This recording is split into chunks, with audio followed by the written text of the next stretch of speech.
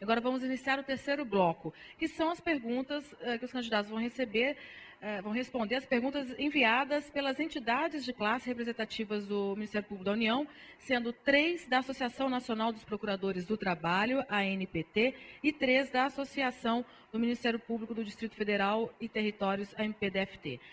Lembrando que a Associação Nacional do Ministério Público Militar também não encaminhou as perguntas. Ainda no mesmo bloco, serão feitas mais 2 perguntas das associações dos servidores Sinazempo, a SMPF, a ASMIP e a Astra. Os candidatos também terão 2 minutos para responder cada pergunta e vamos seguir, então, essa ordem de rodízio que foi determinada. Não há sorteio das perguntas, eu vou começar lendo. Agora, a doutora Sandra. Eu vou começar lendo a primeira pergunta enviada pela ANPT. Não, me foi orientado as 3 primeiras. Ah, tá. São as 3 primeiras perguntas, eu vou ler a número 1.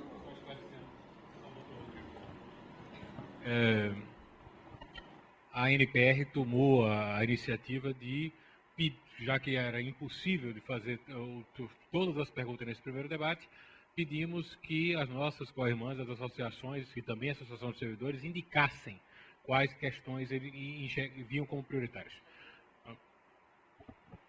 Então, a primeira pergunta enviada pela ANPT. Tramita no Congresso Nacional o PL de número 2202 de 2011, que prevê a criação de quase 700 cargos de membros no âmbito do MPF, apoiando-se tal PL no fundamento de que há uma defasagem que levaria a uma proporção de 2 cargos de juiz federal para 1 cargo de procurador da República. Tal desproporcionalidade está muito aquém daquela atualmente existente entre cargos de juiz do trabalho e de procurador do trabalho, que alcança a proporção de cerca de 5 juízes para 1 procurador. A situação só tende a se agravar ante um cenário de crescente expansão da Justiça do Trabalho, tendo sido instaladas somente no ano passado 140 novas varas do trabalho, segundo dados do próprio TST. Fora encaminhado ao Procurador-Geral da República, ainda no ano passado, anteprojeto de lei aprovado à unanimidade pelo Conselho Superior do Ministério Público do Trabalho, tratando da criação de cargos de membros na carreira do MPT, sem nem de longe buscar igualar o quantitativo de procuradores de trabalho ao de juízes do trabalho, como faz o MPF em relação à Justiça Federal. Apesar do decurso de vários meses, não fora o respectivo projeto encaminhado à Câmara dos Deputados, nem sequer sinalizado que o será, ou ao menos discutido o conteúdo do anteprojeto. Caso Vossa Excelência venha a ser o novo PGR ou a nova PGR, como tratará dessa questão? A pergunta foi elaborada pelo Dr. Carlos Eduardo de Azevedo Lima, presidente da ANPT. Por favor, doutora Sandra. Certo. Bom, doutor Carlos Eduardo, em primeiro lugar, eu acho que o cálculo do número de membros não obedece a essa proporção de cargos de juízes para cargos de procuradores da República ou cargos de juízes para cargos de procuradores do trabalho. Na verdade, dependendo das condições de trabalho, do local onde o trabalho é realizado, da região do Brasil onde é realizado, às vezes a necessidade de ter mais procuradores, não é? Pela dificuldade da realização das tarefas, pela demora, pelas dificuldades de locomoção, etc. Passando objetivamente a resposta à sua pergunta, o requisito foi cumprido. À unanimidade, o Conselho Superior do MPT, tal como trata a lei orgânica do MPU, decidiu encaminhar o projeto de criação de cargos na carreira do MPT para o Procurador-Geral da República, que é o chefe do Ministério Público da União, para que ele encaminhe como projeto de lei. Se eu for escolhida a nova Procuradora-Geral da República, tratarei dessa questão como ela deve ser tratada, ou seja, encaminharei o projeto de lei ao Congresso Nacional. Obrigada. Agora a próxima a responder, a doutora Ela Vieco. Carlos Eduardo, eu evidentemente não tenho um conhecimento aprofundado do anteprojeto, do conteúdo do anteprojeto, mas O fato de ele não ter sido encaminhado, isso tem a ver certamente com o limite orçamentário e também com ainda a execução, né, do projeto de criação de vagas anterior, que ainda está em curso. Mas, evidentemente, que terei, com relação a todos os ramos, uma disposição de sentar, conversar e explicar, ver em conjunto, né, para que haja uma compreensão de que não seja uma coisa que o procurador-geral não quer ou que há uma preferência pelo Ministério Público Federal. Eu acho que aí entra aquela questão de a gente tentar renegociar a expansão, né, do limite da lei de responsabilidade fiscal. Bom, o PGR, ele é chefe não apenas do Ministério Público Federal, né, mas de todo o MPU, o que envolve MPDFT, Ministério Público do Trabalho e Ministério Público Militar. Eu, se eleita Procuradora-Geral da República, vou tratar todos os ramos com idêntico respeito e consideração. Isso está fora de questão. Agora, eu acredito que o critério, enfim, isso significa que nós vamos ter que pensar coletivamente, né, a alocação de servidores e membros para os ramos, de modo a que tenhamos em conta o conjunto das nossas necessidades e o conjunto das nossas possibilidades. Agora, exemplo da Sandra, eu também não considero que a relação juiz-procurador seja o único critério ou sequer o melhor critério para definir a necessidade. Até porque a nossa atuação extrajudicial, ela cresce a cada dia. E isso tem que ser visto em cada ramo, né, para definir o quantitativo de cargos de membros. Bom, Carlos, eu, Procurador-Geral, reafirmo aqui o meu compromisso de diálogo e articulação.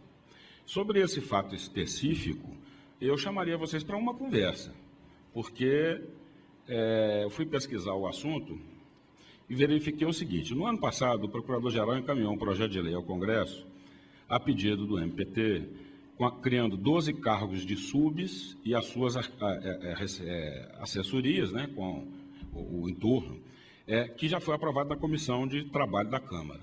Naquela época, o Procurador-Geral não fez menção a outro anteprojeto de lei. E vem então agora este projeto de lei que se refere, criando nada mais, nada menos que 10 mil cargos e 183 novas unidades. Eu acho que isso necessita de uma prévia, de um prévio diálogo, uma prévia articulação, de uma prévia conversa. O impacto orçamentário disso para 2013, e que não está previsto no nosso orçamento, é de 189 milhões de reais. Então, eu, enquanto Procurador-Geral, chamaria sim para uma conversa, manteria o meu pilar, que é de articulação e do diálogo, tratarei todos os ramos como co-irmãos, mas nós temos que conduzir com responsabilidade, né, essa estruturação de todos os ramos. Então,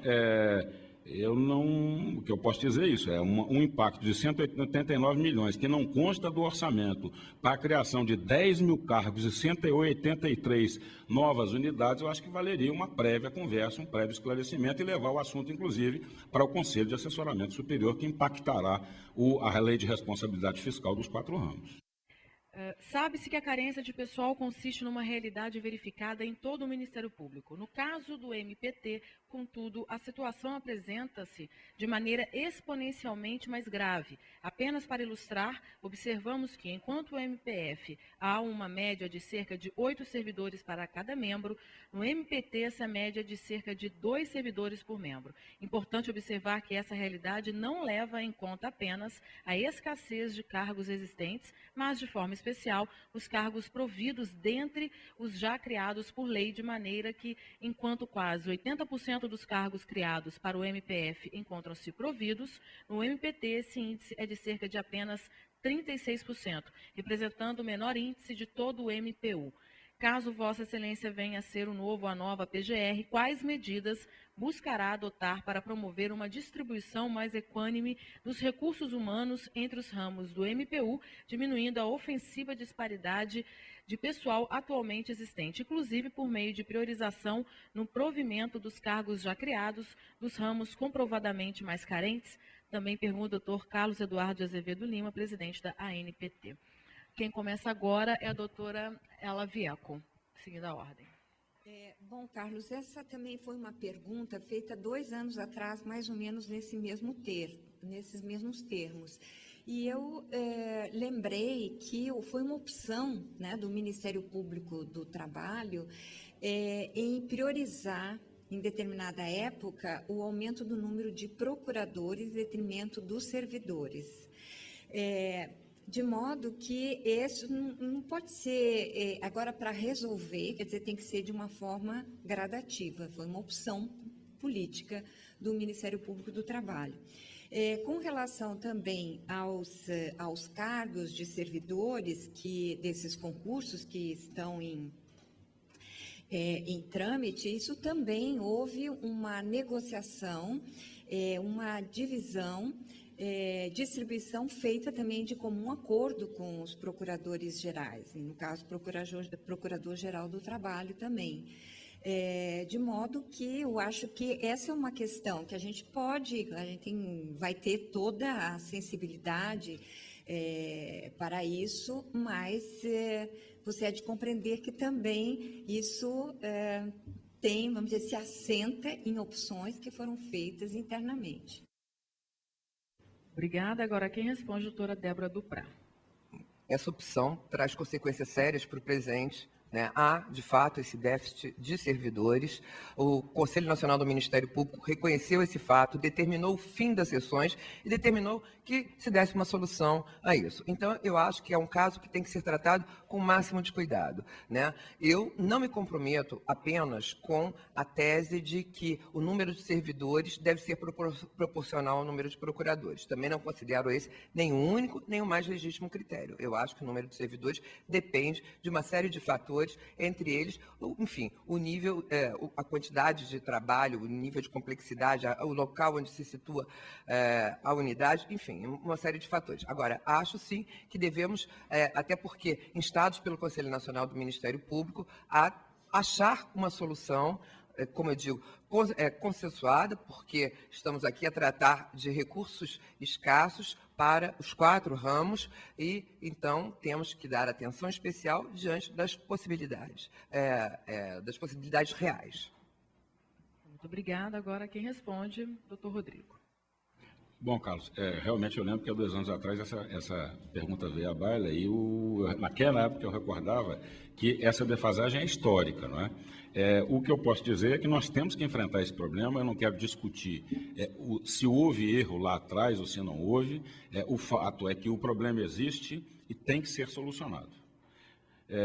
O que eu me comprometo, enquanto Procurador-Geral, é, de imediato, convocar um Conselho de Assessoramento Superior para tratar específica e em primeira mão deste fato aqui, que eu acho que realmente merece uma decisão, um enfrentamento, que já se passaram 2 anos e, pelo que eu vejo aqui, pela pergunta que é a mesma, nada foi feito e nada alterou. Então, me comprometo aqui a convocar o Conselho de Assessoramento Superior para que possamos enfrentar a questão e aventar alguma solução para este antigo problema. Obrigada. Agora, quem responde, a doutora Sandra. Bom, primeiro, antes de entrar na resposta, eu tinha a cópia do projeto de lei 4356 de 2012, que cria os 12 cargos do Subprocurador-Geral do Trabalho, mas eu não tive, como o doutor Rodrigo, acesso ao que foi encaminhado, o anteprojeto que foi encaminhado, e muito menos sabia que ele criava 10 mil cargos. Então, 10 mil cargos, eu acho que nós temos que conversar e ver sobre isso, porque realmente o impacto no orçamento é muito grande e para 183 novas unidades me parece desproporcional. Eu acho que tem que achar uma maneira, Carlos, de adaptar isso às necessidades dessas unidades, porque está muito exagerado, ainda mais que você mesmo refere os 700 cargos de membros do MPF em contraposição a esse anteprojeto. Quanto à questão dos servidores, eu também acho que, em primeiro lugar, temos que ver a realidade de cada estrutura, de cada Ministério Público e, enfim, de cada área de atuação. Por exemplo, na esfera eleitoral, a necessidade de servidores é bem maior, especialmente em ano eleitoral, do que é no meu gabinete, não é? Então, acredito que temos que ver se realmente essa defasagem deve implicar num número igual de servidores para cada membro ou não. E, de qualquer maneira, realmente, como é muito grande a diferença, isso eu tinha até escrito, examinando a tua pergunta, e você mesmo diz, é o menor índice de todo o MPU, tem que se resolver esse problema. E, para resolver, eu acho que a solução já foi dada pelo colega Rodrigo. Próxima pergunta, que eu vou ler agora, enviada pela ANPT. Como é ser disso, o ocupante do cargo de PGR não exerce a chefia institucional apenas do MPF, mas também e de forma especial do MPU. Apesar disso, o que se observa é uma priorização apenas de um dos ramos em detrimento dos outros 3, verificada inclusive na distribuição dos cargos que são destinados legal e constitucionalmente ao MPU, embora sejam sempre ocupados exclusivamente por membros do MPF. À guisa de exemplo, lembremos de vaga destinada ao MPU no Conselho Nacional de Justiça, até hoje em todas as composições do CNJ ocupadas por membros do MPF. Do mesmo modo, a Secretaria-Geral do MPU, assim como a diretoria da Escola Superior do MPU, são cargos que, embora com suas próprias denominações estão a indicar, digam respeito a todo o MPU, não têm tido a titularidade destinada a membros dos demais ramos, mas apenas do MPF. Caso Vossa Excelência venha a ser o novo ou a nova PGR, como pretende enfrentar essa questão, inclusive no que tange a uma possível e salutar rotatividade dos ramos em relação às nomeações para a titularidade dos cargos que digam respeito a todo o MPU, questão elaborada pelo Dr. Carlos Eduardo de Azevedo Lima, presidente da ANPT. Doutora Débora. Carlos, mesmo antes de chegar à pergunta da ANPT, eu já tinha respondido a uma questão posta na nossa rede de membros a respeito do membro do MPU que deve ser indicado pelo Procurador-Geral para integrar o CNJ. E a minha resposta foi no sentido de me abrir ao processo democrático, acho democrática a apresentação de listas para todos os ramos e, portanto, eu, vou examinar todas as indicações que vierem de todos os ramos, né? Não me comprometo com o rodízio, porque, como disse anteriormente, eu não acho que o rodízio seja necessariamente uma regra salutar. E, em relação aos demais cargos estratégicos, eu, se porventura eleita, considerarei, sim, eventualmente, nomes dos outros ramos do Ministério Público da União para ocupá-los. Pergunta que foi feita na lista anterior, e a minha resposta será a mesma. Eu não vejo essa rotatividade como um tabelamento, como uma fatia de mercado aos 4 ramos que compõem o Ministério Público da União. Eu vejo a ocupação desses cargos como perfil. E, enquanto perfil, poderia escolher tanto dentro do MPF, como dentro do MPT, como dentro do MPM ou MPDFT. Mas a questão se vincula a perfil e não me fecharei a analisar perfis de colegas dos 4 ramos. Você pergunta sobre a questão de esses cargos todos terem sido sempre ocupados por membros do MPF. Na verdade, nós, candidatos, ou eu, pelo menos, como candidata, não tenho nenhum papel em relação a essas escolhas, não tive nenhuma interferência em relação a elas. O que eu posso te dizer é que, quando eu fui diretora da Escola Superior do Ministério Público da União, durante 4 anos, os meus diretores substitutos foram, primeiramente, uma colega membro do MPDFT e depois um colega membro, que aliás foi quase toda a gestão, do Ministério Público Militar. Eu nunca tive como substituto na direção geral um colega do Ministério Público Federal. Portanto, eu não tenho nenhuma dificuldade e enfim, nenhum obstáculo de espécie alguma para escolher para qualquer um desses cargos colegas membros dos outros ramos, até porque a minha relação com os outros ramos sempre foi excelente, sempre foi muito boa. Agora, realmente, eu acho que a gente precisa conhecer as pessoas, precisa conhecer os colegas e precisa saber, né, se esses colegas têm perfil para esses cargos. Mas, quando eu tive a oportunidade de escolher, eu escolhi de outros ramos. Bom, agora quem responde, doutora Ela. Bom, Carlos, com relação à rotatividade, pergunta assim, direta, eu acho até impossível, né? Porque os procuradores gerais também vão mudar, né? Então, se um estabelece a rotatividade, o próximo ele não está vinculado a essa regra da rotatividade. Então, essa minha resposta é claramente negativa. Agora, com relação à titularidade, né, vamos dizer, de que seja exercida, eu estou de pleno acordo. Eu acho que está na hora de sentar, de todos os ramos colocarem quais são as suas demandas, né, e quais seriam, eu não sei agora como é que está o cronograma, a agenda das datas de alterações e tal, mas, enfim, que pessoas, né, quais são as demandas, para a gente estudar uma maneira de equilibrar, porque também vocês já estão há muito tempo pedindo e, com certeza, nenhum dos candidatos aqui diz que acha que não deva, né, uma pessoa de outros ramos ocupar alguma dessas funções de titularidade. Agora, antes de iniciar as perguntas da MPDFT, eu vou passar a palavra ao doutor Robalim.